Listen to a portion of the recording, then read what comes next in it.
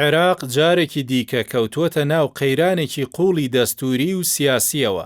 دوایەوەی پەرلەمانی عێراق نەیتوانی لە وادە دیاریکراوەکاندا 27 کانونی دووەم و 1 شوبات دانیشتنی تایبەت بە هەڵبژاردننی سەرۆک کۆمار گرێ بدات.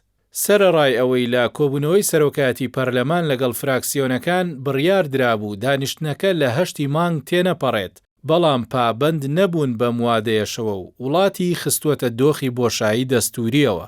ناکۆکیە توندەکانی نێوان پارتی و یەکێتی لەسەر پۆستی سەرۆک کۆمار تەنیا پرۆسەی هەڵبژاردننی سەرۆکی پەگ نەخستووە، بەڵکو مەترسی جدی لەسەر پشکی کورد، موچەی فەرمانبەرانی هەرێم و هاوسەنگە سیاسیەکان دروست کردووە. هاوکات چوارچێوەی هەماهەنگی شیعەکان کە لە دۆخەکە نیگەرانە داوای لە پەرلەمانتاران کردووە ئازاد بن لە دەنگدان. هەروەها هۆشداری دەدات کە بەردەوامی ئەم پەکخستنە لەگەڵ قەبارەی تەحەدیە ئەمنی و ئابووریەکان یەک ناگرێتەوە و داوا لە هەرێمی کوردستان دەکات گرنگی بە پێشنیارەکانیان بدەن بۆ کۆتایی هێنان بەم چەق بەستوویە.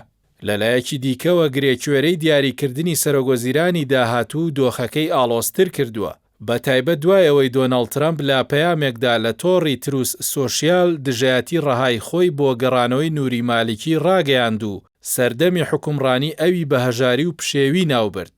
لە نوێترین کاردانەوەدا جۆشوا هاریس کاربەڕێکەری باڵیۆزخانی ئەمریکا لە بەغداد لە دیدارێکدا لەگەڵ هاوپەیمانی نەهجی نیشتیمانی جەختی لە پێویستی پێگەێنانی حکومەتێکی سربەخۆ کردەوە کە بتوانێت ڕوبەڕووی چالاکیە تێکدەرەکانی ئێران ببێتەوە. دەشڵێت هەموو ڕێگایەک دەگرنە بەر بۆ ئەوەی دەستی ئێران لە عێراق ببڕن.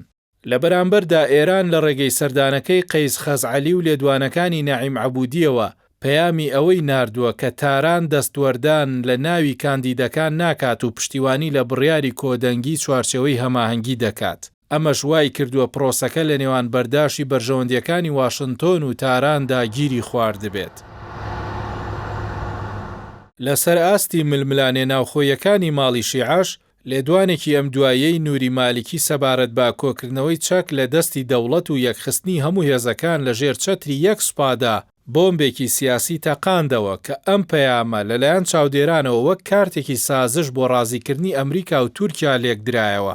هەمان کات تووڕەیی توندی گروپە چەکدارەکانی وەک عەسائیبی ئەهلی حەقی لێکەوتەوە کە پێیان وایە مالیکی حەشدی شەعبی دەکاتە قوربانی بۆ گەیشتنەوە بەدەسەڵات.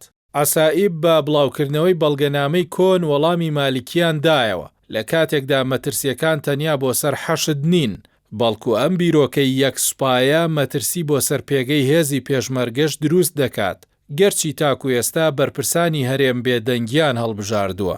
ئەم دابەشبوونە ناوخۆیە توندە هاوشانی فشارە نێودەوڵەتیەکان ئاسۆی چارەسەری سیاسی لە عێراقدا لێڵ کردووە و سیناریۆی پێکدادانی بەرژەوەندیەکانی زیاتر کردووە.